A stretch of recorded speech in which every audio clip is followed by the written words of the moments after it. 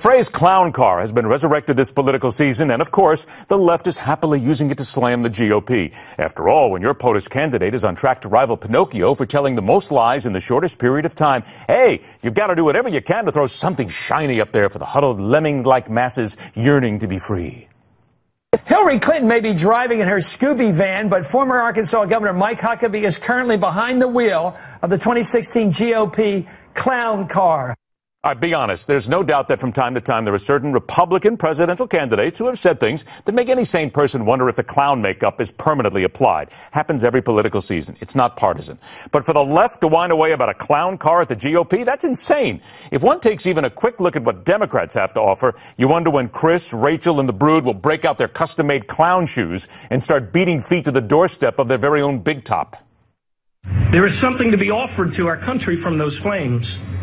For what took place here was not only about race, not only about policing in America, it was about everything it is supposed to mean to be an American. In the backseat, former Baltimore Mayor Martin O'Malley, the man whose staunch leadership helped take Baltimore down the path of becoming one of the biggest racial war zones in America, and who obviously believes looting, pillaging, burning of businesses, and wanton assault of innocents is just another example of being American.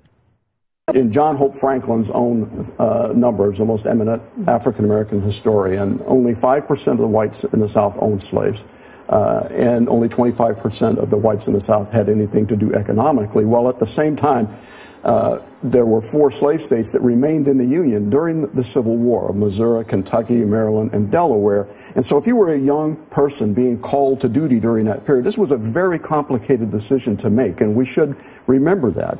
Sitting next to O'Malley, former Senator Jim Webb, who has no qualm sidestepping the Confederate flag issue, refusing to admit the Civil War was first and foremost about slavery and the owning of blacks, whom his party always claims to be the staunch champions of.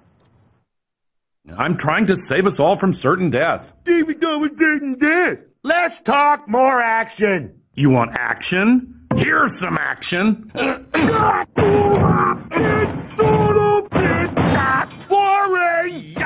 An Inconvenient Truth, the movie that will make you feel like you should probably do something. And don't forget to recycle.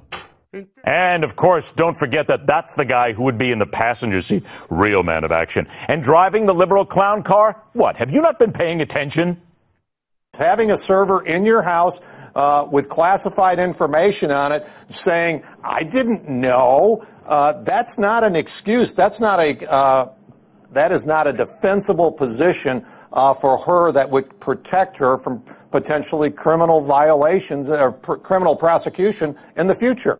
The liberal left clown car may not be as full as the GOP version, but it's got just as much to talk about, just as much to laugh about, and just as much to be concerned about. Oh, but there is this one thing. No one in the right-leaning car has been bouncing classified emails around the globe while ensuring they retain the support of the most important, intelligent, and meaningful people in the American electorate. She did not hold back her excitement, captioning the pic, "I got my selfie." I really loved hearing her speak and hearing her goals for our country. Hashtag Hillary for president. Beep, beep, Democrats. Oh, yeah. And by the way, just in case you're wondering, I got a couple of old rubber red noses hanging around just in case you need one. Come on, kids. Let's get in the liberal clown car. Let's all go for a ride. Having a good time?